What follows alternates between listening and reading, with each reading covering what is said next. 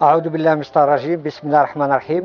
Je suis venu en 73 à Saint-Étienne, je me suis installé et je commençais à me militer sur Saint-Étienne parce qu'il n'y avait pas de mosquée, il n'y avait rien.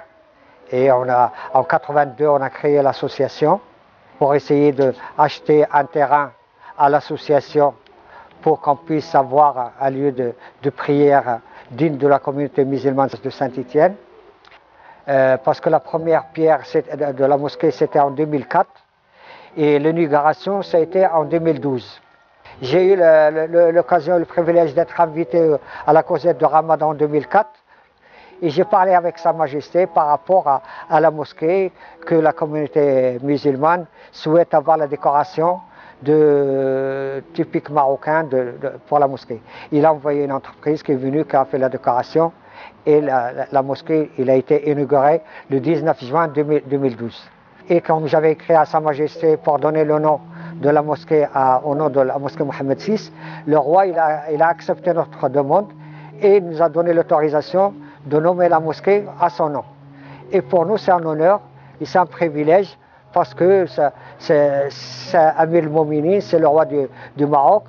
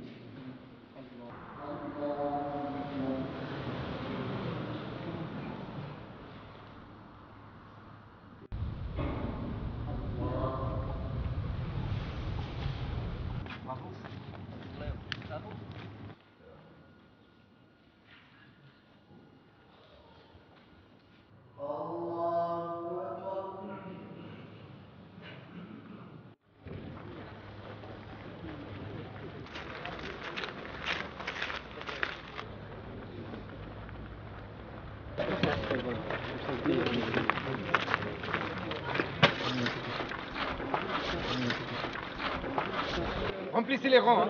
Ça va faire le 4e Ramadan qu'on a passé ici. Et de chaque année, ça s'améliore. Le mois de Ramadan, c'est un mois, bon, d'apparence, c'est un mois de carême, où il nous est demandé obligatoirement de nous abstenir de manger, de boire, et aussi d'avoir des relations intimes avec nos épouses. Mais au-delà de cette apparence, c'est-à-dire de cette obéissance, parce que finalement, c'est une manière pour nous de nous exercer sur la discipline et l'obéissance, c'est-à-dire on obéit aux ordres. Et ce qui nous est demandé durant ce mois, c'est de nous abstenir de choses qui sont normalement autorisées et licites. Et donc, pour nous, c'est un exercice très important qui nous permet de nous entraîner sur cette obéissance, sur cette discipline, pour que, une fois le mois de Ramadan passé, on commence à obéir et à nous abstenir de tout ce qui est interdit et de tout ce qui est illicite. Et surtout, d'apprendre que durant ce mois-là, on doit partager. Les fourchettes, par contre, il n'y a pas ici les fourchettes. Bon.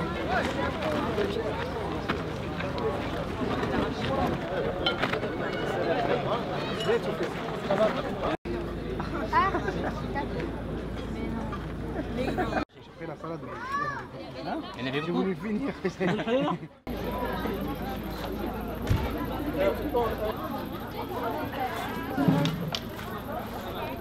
على داغلما je te tout de suite. Je tiens à vous remercier au nom de la communauté musulmane stéphanoise de Saint-Étienne. La veille d'un grand match, elle fait une concentration. Donc, durant cette concentration, elle va s'entraîner beaucoup. Elle va apprendre. J'ai accepté l'invitation à cette rupture du jeûne. C'est que d'abord c'est un moment important pour une communauté qui est très présente dans notre ville. Donc il est légitime de s'intéresser, je dirais, à ces moments qui sont importants pour eux. Et puis depuis le mois de janvier, notre pays a connu un certain nombre d'attentats, d'agressions contre les valeurs de la République, qui recherchent également à créer des amalgames, à monter les populations les unes contre les autres. Et je crois que mon devoir, c'est aussi de soutenir ceux qui défendent que la religion, ce n'est pas la haine de l'autre, que ceux qui utilisent la religion à des fins politiques ou à des fins meurtrières ne sont pas les représentants de l'islam. Et c'est aussi la raison de ma présence ce soir, aux côtés du préfet, du procureur, de madame la consul, de dire que l'islam de France a sa place et qu'il faut éviter que les valeurs de la République soient entachées, soient émaillées, comme le souhaitent les terroristes finalement, par des amalgames qui nuisent au vivre ensemble dans notre ville. Et le rôle de l'État, c'est de veiller à la cohésion sociale et nationale, de permettre à chacun de nos concitoyens de vivre paisiblement et d'exercer ses libertés, ses droits. Et parmi ces droits, il y a le droit de croire ou d'ailleurs de ne pas croire, hein, selon les cas. Et donc mon rôle consiste, tout en veillant à la laïcité, qui est nécessaire dans l'espace public et même indispensable, en même temps de veiller à ce que nos compatriotes musulmans ou les personnes qui croient au Dieu des musulmans puissent le croire en toute liberté et dans le respect naturellement de la liberté des autres. La mosquée est un élément central de la vie d'une partie de la population qui est très ancrée à Saint-Étienne. Et puis les personnes qui sont à la tête de cette mosquée sont des gens effectivement qui ont cette volonté de modération.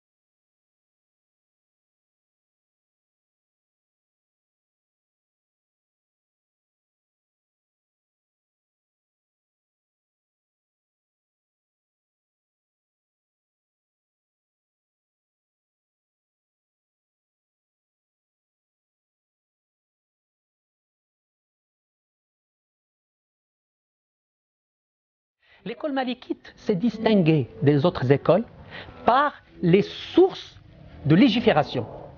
Vous savez qu'il y a des sources. Première source à partir de laquelle on légifère, on prend, c'est le Coran. Si on ne trouve pas dans le Coran, on va dans la Sunna, c'est-à-dire les paroles du prophète, sallallahu alayhi wa sallam, ou bien ses actes. Si on ne trouve pas dans ces deux, là il y a la différence entre les écoles. Imam Malik s'est basé sur une troisième source et il en est le seul, il a l'exclusivité. C'est ce que faisaient les gens de Médine avant lui. Le malikisme, c'est une école qui tient beaucoup compte des civilisations, des coutumes et des mœurs. Toutes les mœurs, toutes les civilisations ou toutes les coutumes qui ne vont pas à l'encontre des principes de l'islam sont admis. Il disait, si dans une tribu ou dans une nation, il y a des coutumes, il y a des us qui sont pratiqués depuis longtemps et elles ne s'opposent pas à la religion, eh ben on va les adopter et on va les considérer comme source de légifération pour le fiqh et donc pour la vie, qu'elle soit cultuelle ou relationnelle. Et le malikisme qui est prôné par aujourd'hui le Maroc est un islam, si vous voulez, du juste milieu. Et ce qui d'ailleurs pousse les autorités marocaines et d'autres autorités d'autres pays à essayer de promouvoir cette école ou ce courant de pensée, parce qu'on estime que c'est une école qui tient compte de la réalité aussi des communautés où qu'on vive, et quel que soit le milieu dans lequel on évolue. Dans cette école, on a beaucoup plus de facilité sur certains éléments, surtout tout ce qui va dans le sens du vivre ensemble et de la tolérance notamment. Que la tolérance soit ne suscite pas, enfin qu'elle soit le contraire des oppositions, des tensions, je ne crois même pas à ça. Je crois qu'elle est une manière de gérer les oppositions et les tensions. Les oppositions et les tensions, elles sont presque naturelles. Je veux dire, vous avez des oppositions et des tensions dans une même famille. Les gens s'aiment, mais ils s'opposent et ils sont tendus entre eux. Je dirais, vouloir avoir quelque chose de lissé dans la société où tout le monde serait en paix et où il n'y aurait jamais de conflit, c'est idéaliste et irréaliste. Mais la tolérance, moi, je la conçois comme la gestion. Une gestion harmonieuse, une gestion pacifique des conflits, des oppositions et des tensions qui ne manqueront pas d'émerger et qui sont déjà là. Moi, je suis musulman, je vis ici en France, j'ai une pièce d'identité, que ce soit je suis français de confession musulmane. Du moment que j'ai une pièce d'identité, ça veut dire que j'ai signé un contrat avec l'État, avec la République. Et donc du coup, c'est ce qu'on appelle en quelque sorte le pacte social, l'aqd al-ijtima'i. Et ce pacte social, il fait partie des fondements de l'école malikite, on doit le respecter. Et donc du coup, du moment que j'ai signé ce pacte et j'ai cette pièce d'identité, je suis dans l'obligation de respecter les lois. L'islam marocain qui est représenté par le dogme Ash'ari, l'école malikite et une part du soufisme, pour ce qui est de la spiritualité, c'est un islam qui est attendu. Et qui est, parce qu'il est apaisant, parce qu'il prône la tolérance, il a tous les atouts dont l'islam a besoin aujourd'hui pour améliorer son intégration en France. Et c'est un islam attendu aussi dans la mesure où il peut être une force de résolution de problèmes. Il peut être une force de proposition, mais il peut aussi solutionner des situations qui sont très très complexes en apportant déjà aux musulmans eux-mêmes un islam structuré. Et là, on reviendrait à quelque chose de beaucoup plus traditionnel et faire appel à la tradition dans des moments de crise, ça a toujours été salutaire. Avec les événements qui se sont succédés ici en France, la formation des imams, elle est primordiale, elle est très importante, surtout une formation qui sera donnée par des personnes envers qui on peut faire confiance. C'est une formation qui, voilà, il faut avoir les compétences pour exercer cette fonction. Il y a des écoles, il y a des instituts où on forme spécialement des imams. Et la formation est surtout axée sur l'apprentissage du Coran, son interprétation et sa transmission surtout. L'Institut Mohamed VI pour la formation des imams prédicateurs et prédicatrices. Il est à Rabat au Maroc. Cet institut, il a vocation à former non pas des récitateurs de Coran, non pas des spécialistes dans le Coran, mais des spécialistes de la gestion des mosquées, du côté surtout cultuel, religieux.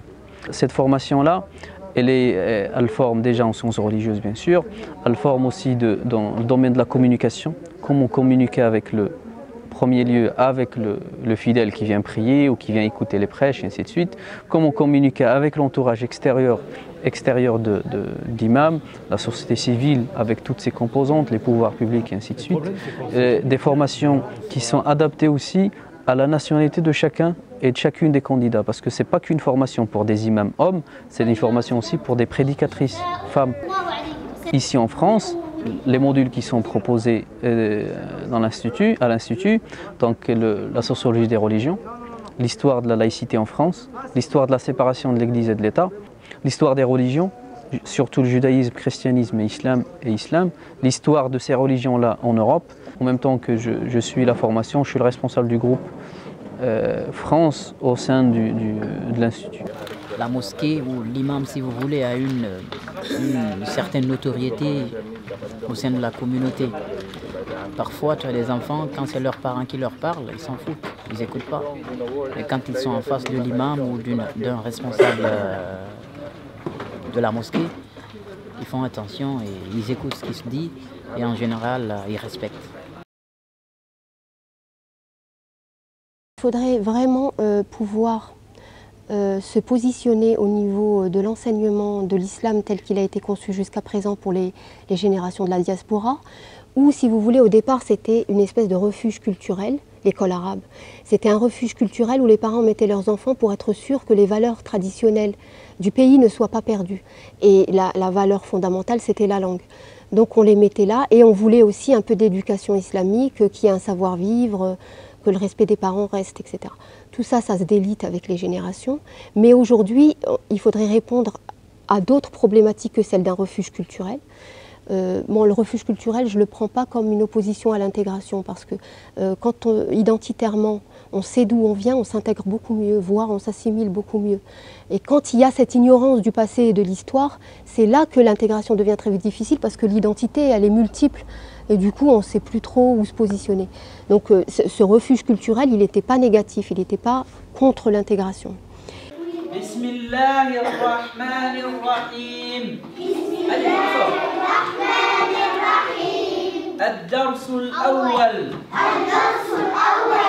حروف الهجاء المفردة خاء ألف باء تاء جيم oui Djibril, très bien. Djibril, ça commence par un Djib. Djibril, c'est quoi? C'est un prénom en islam. Un prénom. C'est l'ange gardien. En islam, Djibril, c'est l'ange de la révélation. En fait, la méthode, elle s'appelle Al-Qa'ida Nouraniya. Elle consiste à faire apprendre l'enfant en même temps l'arabe et l'apprentissage de la lecture du Coran. À la fin du programme, l'enfant sera totalement indépendant et autonome quant à la lecture. Ce que nous avons ici dans l'association, c'est ce qu'on appelle du parascolaire. Ça veut dire qu'on est en dehors de l'école. Après, on va passer à quelques règles de grammaire et de conjugaison, mais vraiment simples, parce que la première année, ça ne demande pas vraiment d'approfondir. Donc ma fonction, c'est le suivi, que ce soit des élèves, des profs, et j'ai un rôle de médiation entre les parents et les profs. L'objectif, c'est d'apprendre l'arabe, déjà, comme base.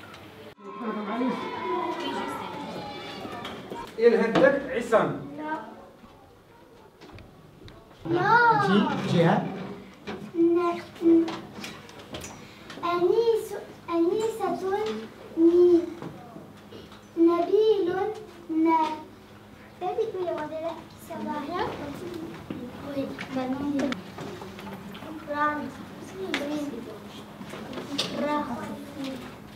أول الكلمة وسط الكلمة آخر الكلمة آخر الكلمة. L'idée, ce serait d'amener tout le côté historique de l'islam, et pas uniquement les conquêtes. Déjà, il faut pas des mythes fondateurs, mais j'allais presque dire comme le roman national qu'on peut avoir à des moments pour éveiller le patriotisme. Il faudrait pouvoir avoir le roman de l'islam pour donner à ses enfants une culture identitaire musulmane forte, fière. Donc là, répondre à la problématique identitaire en apportant tout ce qui est valorisant au niveau historique, et qu'ont fait les Arabes, les Marocains, parce qu'il est important d'inscrire un enfant dans sa culture d'origine, qu'il ait quand même une culture de ses héros nationaux, de ces héros dans l'histoire du Maroc, et qu'on apporte aussi toutes les valeurs du vivre ensemble de l'islam andalou, par exemple. En fait, il s'agit d'aller rechercher le concept de tolérance dans toutes les matières qu'on peut avoir, que ce soit au niveau de l'histoire et de la civilisation ou au niveau religieux. Comme par exemple enseigner aux enfants que le prophète alayhi salam a reçu dans la mosquée les chrétiens de Najran et qu'il les a laissés prier dans la mosquée à Médine, qu'il les a laissés prier leur prière chrétienne. Ça, ce type d'informations, quand elles sont données aux enfants dès leur plus jeune âge, elles peuvent changer les choses. Elles peuvent changer la donne dans leur vision de l'autre. أعوذ بالله من الشيطان الرجيم. أعوذ بالله من الشيطان الرجيم. Encore.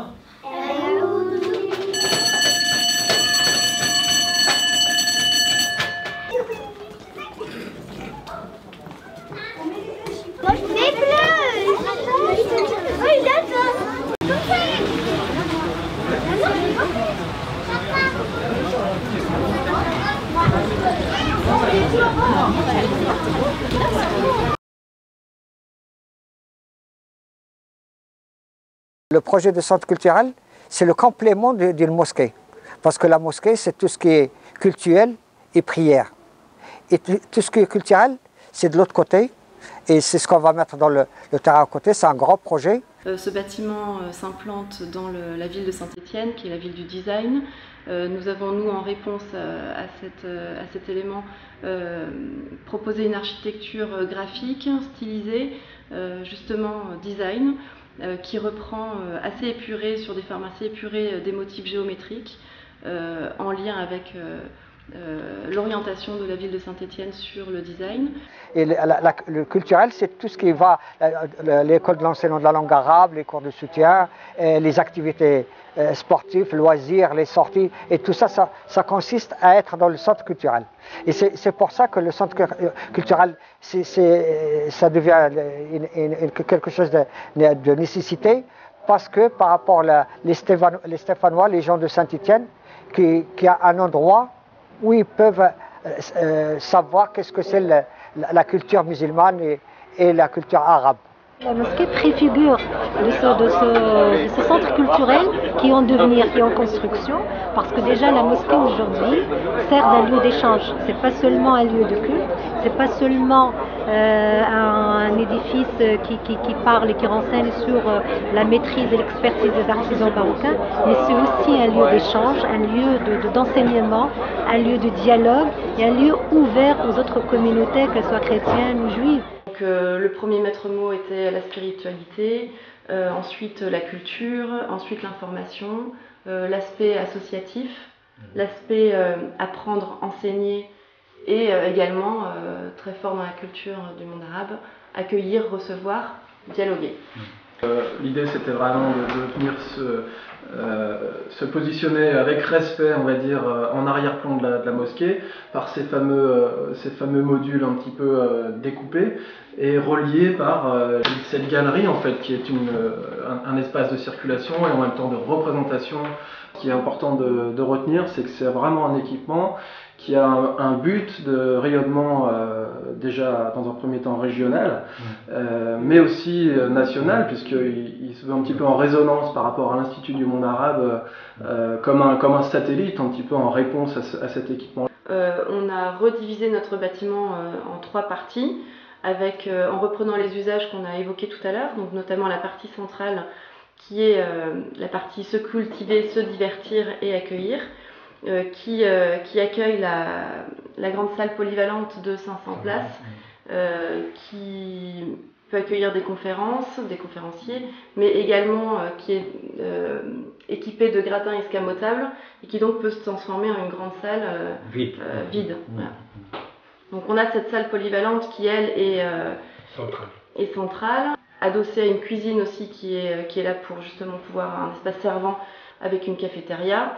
On a également donc une partie s'informer, habiter, recevoir, gérer, où là on accueille l'administration du bâtiment.